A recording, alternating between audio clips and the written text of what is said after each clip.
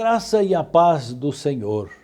Estamos meditando no livro de Atos dos Apóstolos, estamos já no capítulo 26, hoje vamos terminar este capítulo. O título da mensagem é O Prisioneiro, o Juiz e o Rei.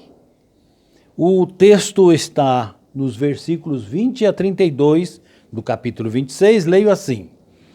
Antes anunciei primeiramente aos que estão em Damasco e em Jerusalém, e por toda a terra da Judéia e aos gentios que se emendassem e se convertessem a Deus, fazendo obras dignas de arrependimento. Quero dar uma paradinha aqui neste primeiro versículo para falar sobre obras. Acho muito importante, porque nós sabemos que nós não somos salvos pelas obras. Mas isso não quer dizer que nós não precisamos produzir boas obras. Nós somos chamados para as boas obras. Uma pessoa se converte, ele muda o seu procedimento. Aquilo que ele era, que não era bom, não pode mais continuar fazendo. Ele precisa mudar o seu procedimento. Nós fomos salvos das obras das trevas, das garras de Satanás. Nós saímos do reino das trevas para o reino da luz de Jesus. Agora nós somos imitadores de Cristo, então nós fazemos boas obras, não para a salvação, porque já somos salvos, mas se espera de nós boas palavras, bons procedimentos, bom caráter em todas as áreas da nossa vida. Verso 21. Por causa disto, os judeus lançaram mão de mim no templo e procuraram matar-me. Por causa disso. Mas, alcançando o socorro de Deus, ainda até o dia de hoje, permaneço, dando testemunho tanto a pequenos como a grandes, não dizendo nada mais do que os profetas e Moisés disseram que devia acontecer. Prego profetas e prego também as palavras de Moisés. Diferente do que me acusam. Verso 23. Isto é, que o Cristo devia padecer. E sendo o primeiro da ressurreição dos mortos, devia anunciar a luz a este povo e aos gentios. E dizendo ele isto em sua defesa, disse Festo em alta voz, estás louco, Paulo, as muitas letras te fazem delirar. Mas ele disse, não deliro, ó potentíssimo Festo, antes digo palavras de verdade e de um são juízo, porque o rei, diante de quem falo com ousadia, sabe estas coisas, pois não creio que nada disso lhe é oculto, porque isto não se fez em qualquer canto. Crês tu nos profetas, ó rei Agripa? Bem sei que crês. E disse Agripa a Paulo, por pouco me queres persuadir que me faça cristão. E disse Paulo, provera a Deus, que ou por pouco, ou por muito, não somente tu, mas também todos quantos hoje me estão ouvindo, se tornassem tal como eu, exceto essas cadeias. E dizendo ele isso, se levantou o rei e o presidente e Berenice e os que com ele estavam assentados, apartando-se dali, falavam uns com os outros, dizendo, este homem nada fez, digno de morte ou de prisões. Agripa disse a Festo, bem podia soltar-se este homem se não houvera apelado para César. Paulo está sendo julgado pelos judeus. Por quê? Porque eles são contra o cristianismo. Desde que Jesus começou a ensinar, a mostrar a sua divindade através dos sinais e maravilhas, os fariseus, os saduceus, enfim, os líderes judaicos se colocaram contra Cristo. Mataram e começaram a perseguir os apóstolos e continuam por todo esse tempo perseguindo e por isso perseguem a Paulo. E as perseguições ao cristianismo continuam até os nossos dias. Paulo está explicando a sua missão, que ele fez como cumprimento das promessas de Deus nas Escrituras, no Velho Testamento, de Moisés e dos profetas, como ele cita aqui. E por espalhar esta mensagem que é de Deus, ele é perseguido. E por isso ele está ali naquele julgamento, naquele quinto julgamento que se faz sobre ele. Félix, que tinha prendido Paulo anteriormente, não puderam fazer nada por ele, não puderam dar a inocência e nem acusá-lo. E agora Festo espera que o rei Agripa, ouvindo Paulo, lhe ajude nesta situação de Paulo. E nós vamos ver o que Paulo vai dizer em sua defesa. Em primeiro lugar, os versículos 22 e 23, que lemos, diz assim: mas alcançando o socorro de Deus, ainda até o dia de hoje permaneço, dando testemunho, tanto a pequenos como a grandes, não dizendo nada mais do que os profetas Moisés disseram que devia acontecer, isto é, que o Cristo devia padecer, sendo o primeiro da ressurreição dos mortos. Devia anunciar a luz a este povo e aos gentios. Paulo está dizendo que o que ele está fazendo faz parte das promessas de Deus, cumprimento das promessas de Deus no Velho Testamento. Profetas e até mesmo Moisés na lei falavam de Jesus Cristo, falavam da morte, falavam da ressurreição de Jesus. E aconteceu. E Paulo é testemunha da ressurreição de Cristo, porque Cristo apareceu vivo para ele. Ele pergunta: quem és tu, Senhor? E a luz do céu responde: eu sou Jesus, a quem tu persegue. Então, tu estás vivo, Senhor? Sim, Jesus está vivo. E esta foi a primeira parte da mensagem de Paulo, que Jesus está vivo. E qual a importância disso para nós? Toda a importância, porque se Jesus não tivesse ressuscitado, nós também não ressuscitaríamos. Ele é a primícia, ele é o primeiro, depois os outros, depois nós. Nós sabemos que vamos ressuscitar porque Jesus venceu a morte, porque Jesus está vivo. E ele continua pregando. Jesus disse para ele que o livraria, tanto dos judeus como dos gentios, para onde ele enviaria Paulo.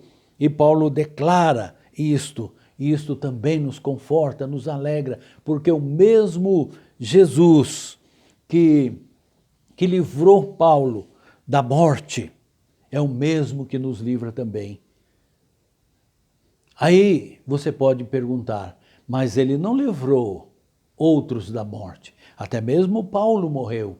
Tem um dia certo, até que chegue aquele dia, que seja o dia do Senhor para a sua vida, ele te guardará, ele guarda você, até que chegue o dia dele dizer para você: sobe para cá, e vai te recolher, e vai me recolher também.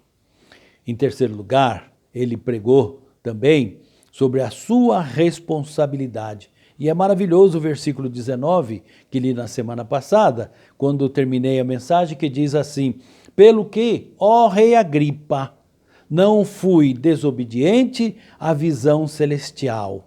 Não fui desobediente. Continuo da mesma maneira. Tantos anos se passaram na vida de Paulo e ele continuava fiel àquela voz que ele ouviu naquela luz que brilhou para ele no caminho de Damasco. E você, continua fiel? Quantos anos você já é crente? Continua crescendo na fé? Precisamos continuar.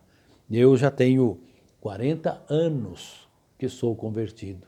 Desde o começo já me atirei para o ministério, servindo a igreja como diácono, servindo como evangelista, trabalhando na igreja como líder da mocidade, dos adolescentes, até que me tornei pastor. Continuo trabalhando na obra do Senhor. Continuo, como Paulo diz, obediente à visão celestial, aquele dia da minha conversão. E Paulo continua, agora ele vai falar sobre a ressurreição de Cristo. Veja que Deus, lá no Velho Testamento, fala da morte de Jesus. Fala que ele padeceria, que ele morreria. E tantas são as figuras que nós encontramos da morte de Cristo. Isaías capítulo 53 parece um quadro pintado, mostrando Cristo subindo o Calvário, levando a sua cruz, depois sendo pregado e depois morrendo e permanecendo 3 dias morto e depois ressuscitando para a vida eterna. Está escrito no Velho Testamento e tudo isso confirmado na pessoa de Jesus. Cristo é a primícia dos que dormem. Ele é o primeiro. Depois nós, os outros, também ressuscitaremos para a vida eterna. Porque ele vive. Posso crer no amanhã. Posso crer na eternidade.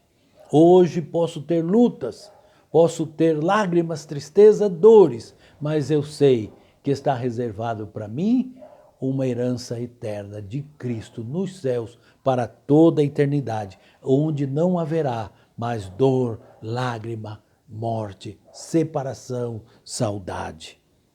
Imagine que tempo glorioso será aquele. Por quê? Porque Cristo vive, porque Cristo ressuscitou. A luz que brilhou para Paulo ali no deserto, no caminho de Damasco, é a luz do reino do Senhor. Quando uma pessoa se converte, ele sai do reino das trevas para esse reino da luz. Jesus é a luz de um novo dia na vida daquele que o aceita como Senhor e Salvador. Ele é a luz da salvação, tanto para os que estão perto, os judeus, como para os que estão longe, os gentios. Diante desta pregação, nós temos ali uma plateia, como já vimos. Nós temos ali o juiz, Festo, nós temos ali o rei, Agripa, nós temos a irmã do rei, que poderia ser uma figura de rainha, a Berenice, e temos também as pessoas mais importantes da cidade, ouvindo a pregação de Paulo. Qual é a reação destas pessoas? Veja a reação de Festo, no versículo 24. Dizendo ele estas coisas, disse Festo em alta voz: estás louco, Paulo? As muitas letras te fazem delirar. Esta foi a reação dele. Ele podia estar sendo sincero. Ele percebeu que Paulo, talvez até em conversas anteriores, que Paulo era um homem culto, um homem inteligente e sabia do que estava falando. Mas ele não conseguia conceber aquela ideia da ressurreição. Então, para ele, tudo aquilo era loucura de fato. Então, ele conclui que a ressurreição de Cristo é loucura. Mas não era só ele, muitos outros, até mesmo judeus que ensinavam sobre o Messias, não acreditavam que Jesus ressuscitou. Ainda hoje, quantos são os que não acreditam em Jesus? Quando falamos de Cristo, as pessoas mudam, o rosto da pessoa muda, o interesse da pessoa muda. Pode estar conversando coisas boas, mas quando falamos de Cristo, parece que joga-se um balde de água fria na pessoa e a pessoa muda o assunto e já quer se despedir para ir embora. É como o Festo, você está louco acreditar nestas coisas? Alguém diz, eu acredito no meu bolso, eu acredito na minha saúde. Quantos são aqueles que dizem, saúde é o que interessa? o resto a gente corre atrás, qualquer coisa assim, diz o ditado deles. Não, elas faltam. Tudo que nós temos, os bens, muitas vezes não pode ajudar. Quantos são os ricos, os abastados financeiramente, que morreram sem poder o dinheiro ajudá-lo. Chega uma hora em que nada mais pode ajudar nesse mundo, parte para a eternidade. O Moody, um grande pregador do passado, ele era vendedor de sapatos. Nunca ninguém disse para ele, você é louco vender sapato. Mas quando ele largou de vender sapatos para pregar o evangelho, aí disseram para ele, você é louco pregar o evangelho. As pessoas pensam isso dos crentes. Vocês são loucos. Domingo, de manhã, em vez de sair, passear, ir num clube, vai para a igreja, na escola bíblica dominical. Domingo à noite, em vez de ir num cinema, ir passear, vão para a igreja de novo. Esta loucura do mundo é a sabedoria de Deus. Nós vamos provar dessa sabedoria por toda a eternidade. Esta foi a reação de Festo. E o Agripa estava ali, assentado, vendo tudo. Paulo diz para Festo, não estou louco não. Eu estou dizendo isso e o rei Agripa, que me escuta, entende o que eu estou falando. Porque ele conhece essas coisas e ele pergunta para o rei, você crê nos profetas, não, Agripa? Eu sei que você crê. Agripa diz para ele, por pouco você me convence a me tornar um cristão. Não levou a sério. Ele brincou, ele foi jocoso. Qual o resultado disso?